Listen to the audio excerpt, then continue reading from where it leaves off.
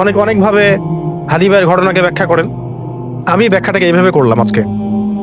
আমার কাছে মনে হয় যে তিনি একজন মানুষ ছিলেন যিনি তার জীবন দিয়ে এই জাতিকে একটা বার্তা দিয়ে গেছেন, কোনটা সত্য কোনটা মিথ্যা, কোনটা হক কোনটা বাতিল, কোন দিকে আমাদের থাকা উচিত, কোনটা ইনসাফ কোনটা জুলুম, এবং সবার সামনে স্পষ্ট হয়ে গেছে। এটা সবার হৃদয় থেকে হৃদয়ের মধ্যে কিন্তু তার প্রতি মহাব্বত পয়দা হয়ে গেছে। এটা আল্লাহ পাক পয়দা করে দিয়েছেন।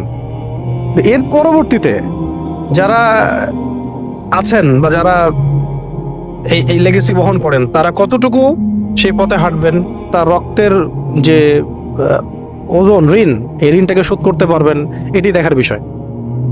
নাকি আমরাও আগের মানুষদেরকে যেভাবে ভুলে গিয়েছি এভাবেই কি ভুলে যাব?